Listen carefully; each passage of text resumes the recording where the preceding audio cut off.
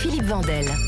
En compagnie de Laurent Combalbert, c'est son premier roman, ça s'appelle Négo, son métier, c'est négociateur professionnel. Il sait des choses parfois qu'on ne sait pas. Bonjour Hélène Manarino. Bonjour Philippe Vandel, bonjour à tous. Vous aussi parfois savez des choses que l'on ne sait pas et notamment sur notre invité. Et oui, bonjour Laurent Combalbert, je suis là pour dévoiler presque toutes les choses que l'on ne connaît pas encore de vous. Quand vous étiez petit, partout où vous alliez, vous vouliez vous perdre. Et oui, ce n'est pas une blague. Vous disiez souvent à votre maman, j'aimerais bien me perdre, alors on va se perdre ce matin dans tous vos souvenirs. Laurent Combalbert, vous avez toujours été un homme qui tente tout. Petit garçon déterminé, qui aimait construire, aider les gens à la récréation. Vous vous mettiez en plein milieu de la cour et vous observiez. Vous n'avez jamais eu peur de la prise de risque, des paris, sans avoir peur de rien, négociateur, protecteur des autres. Vous avez, par exemple, vous été pris en otage par les FARC en Colombie, en allant verser nos rançons. Et oui, et vous avez négocié tout seul.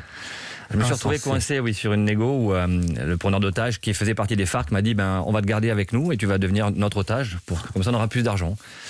Et donc vous avez un petit moment de frayeur et je lui ai dit écoute, tu viens de tuer ton business puisque tu retiens les gens qui t'amènent l'argent et qui sont là pour négocier, il n'y aura plus personne qui viendra négocier avec toi.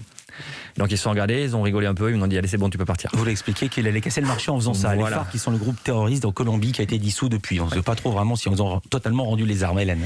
À l'âge de 10 ans, vous avez fait un pari avec un professeur. Si vous perdiez, vous deviez vous inscrire à la danse classique avec votre copain Bruno. Et vous avez perdu, évidemment. Vous avez même fait un gala de danse avec vos petits collants. Et oui, culotté aussi parfois. Votre CPE avait l'habitude d'appeler les élèves au micro. Et un jour, vous êtes allé le voir en lui disant « Monsieur, appelez David Bowie ». Et il l'a fait. Magnifique. Laurent Combalbert, quand vous avez une idée en tête, en général, on vous suit. Pas que les idées, d'ailleurs. On vous suit aussi dans votre mode.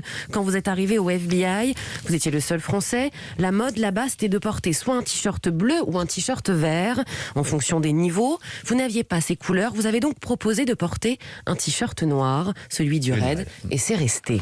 Voilà, tout le monde voulait faire comme Laurent. C'est glacieux, ça. Fashionista, mais aussi un sacré sens de l'humour, surtout cette blague du faux réveil. Détaillons, un soir, votre fils vous a réveillé en guise de punition. Vous lui avez dit, demain matin, je te réveille à 5h. Et vous l'avez fait. Vous l'avez réveillé en lui disant, dépêche-toi, tu vas être en retard à l'école, va prendre ta douche. Il s'est préparé pour finalement lui dire qu'il pouvait se rendormir. Eh bien oui. Laurent Combalbert. Ça me fait marrer, j'ai envie d'en refaire. Ah non, un enfant parmi les enfants, et vous avez raison. Votre occupation préférée, avec vos 3 fils, balancer des répliques de la série Kaamelott à table, sans que personne ne comprenne. Vous êtes à l'origine aussi de la gamelle d'or dans votre entreprise. Élire la plus grosse bourde de l'année pour que ce soit un enseignement pour les autres. Et vous avez gagné la gamelle d'or en 2013. Et on veut savoir pourquoi. Ah oui, qu'est-ce que vous avez fait? Alors gamelle d'or, c'est vrai qu'on ne révèle pas les gamelles d'or des autres, mais la mienne je peux la révéler. En 2013 j'ai été engagé sur un kidnapping en Amérique du Sud. Et on ne se contacte pas par téléphone, on se contacte par radio. Et j'ai une fréquence radio pour joindre les kidnappeurs. Et donc on va échanger, je prends contact avec eux. Et comme dans ce pays en question, je peux le dire aujourd'hui, c'est le Venezuela. Dans ce pays en question, les négociateurs sont interdits. J'ai un code, c'est la voiture. Donc j'appelle pour acheter la voiture. La voiture, c'est l'otage. Et donc en face, je dis je vous contacte pour... Donc ils sentent que je parle espagnol, mais que j'ai un accent français. Donc c'est assez logique avec la nationalité de l'otage. On me dit, mais écoutez, très bien, d'accord. Donc la voiture, oui, effectivement, j'ai une voiture. D'accord, donc la voiture, elle m'intéresse. Comme vous le savez, je suis prêt à mettre un certain prix pour la récupérer, mais j'ai besoin d'être sûr qu'elle est en parfait état, que l'otage est donc sain et sauf. Et donc on commence à discuter, et puis au bout d'un moment ça tourne en rond, et je m'aperçois qu'en fait on s'est trompé de fréquence. On a contacté un paysan du coin qui vendait effectivement une voiture, mais c'était pas du tout les kidnappeurs. Donc on a négocié pendant un bon quart d'heure avec quelqu'un qui voulait nous vendre vraiment sa voiture. L'otage n'est pas mort. Non, il n'est pas mort à cause de vous, l'otage. On a changé vite on s'est remis sur la fréquence. Ouf, Hélène. Alors, bon, la bourde, il y en a eu une autre, Laurent, collector. Et franchement, je peux vous dire que c'est une de mes anecdotes préférées depuis que je fais ce portrait inattendu. Une bourde, malgré vous.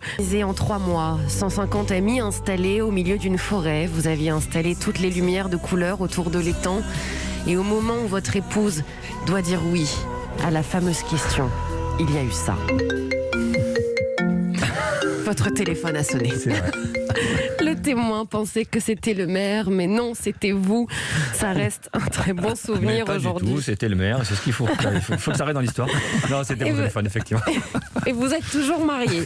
Continuons de nous perdre dans des souvenirs plus récents. Laurent Combalbert, vous êtes une véritable pile électrique, une énergie débordante qui vous amène à lire 4 livres en même temps, à écrire non-stop en écoutant du rock très très fort, à regarder 3 films en même temps aussi parfois, à manger tout le temps, notamment du chocolat blanc que vous cachez derrière votre dos. Oh, les balances. Eh oui, ouais. Je le dis. Au multitâche, vous habitez près d'une forêt. Pendant le premier confinement, vous avez planté 3000 arbres. Vous avez récolté 180 kilos de miel de vos propres ruches. Vous avez construit un potager de 2000 mètres carrés. J'insiste, Non, mais vous c'est êtes très hallucinant. très fiers. Mais c'est énorme, 2000 mètres C'était carrés. le confinement, on avait le temps. Ouais. Mais là maintenant, comment vous faites pour l'entretenir, le potager? Bah, c'est là qu'on s'aperçoit que c'est du boulot. Ouais. Alors par chance, il n'y a pas encore grand chose à faire, mais dans 2-3 mois, ça va être compliqué. Mais on adore. 3000 arbres, c'est vrai? C'est vrai, oui, bien sûr. Non, mais 3000 c'est plantes. Hulk, Oui, c'est ce vrai. gars, c'est pas possible. 3000 plantes, pas tout seul, hein, avec les enfants, avec les. Oui, bien sûr. mais, Oui, bien vous sûr. aimez acheter des plantes tout le temps, prendre en photo des petites fleurs que vous croisez sur votre chemin. Aussi, vous aimez passer votre temps à créer, bricoler. Vous avez tous les outils. Votre garage ressemble à un magasin de bricolage. D'ailleurs, tout est trié par taille et utilité. Vous faites les choses avec passion, donc parfois vous ne faites pas d'attention. Comme le week-end dernier, vous avez coupé des arbres sans casque et vous avez pris une branche sur la tête. C'est vrai. J'ai encore la marque ici. Eh oui, on est curieux de tout ce qui vous entoure, surtout prêt à tout pour les gens que vous aimez. Vous avez été capable de faire 12 heures d'avion sans réfléchir pour secourir un ami qui était en Asie. Laurent Combalbert, vous n'avez jamais voulu perdre votre objectif. Aujourd'hui, votre envie est d'écrire davantage, lire davantage, caché dans votre forêt, chanter Vivaldi comme vous le faites assez souvent, rester vous-même, défendre, aider, le défenseur de tous, comme parfois on vous surnomme. Ne le perdez jamais, et ça c'est non négociable. Et t'es sur News? MK Ultra. Votre musique préférée de Merci. News. Hélène Manarino, réaction? J'adore MK Ultra, c'est la musique qui vous met le peps le matin, vous mettez ça pour la séance de sport. Et réaction à ce portrait, vous êtes reconnu? Oui, il y a des balances dans mon entourage. Il y a des balances, mais, oui, il y a- mais tout est juste, c'est vrai, effectivement. Ouais. Effectivement, ouais. Ouais, comme à chaque fois. J'attendais un coup de fil, mais tant pis. Voilà, je décroche. C'était juste pour qu'on me dise vous avez du chocolat blanc dans votre dos. Dans un C'est instant, merci beaucoup Hélène Manarino, notre première indispensable, Merci, à demain. Margot Barra.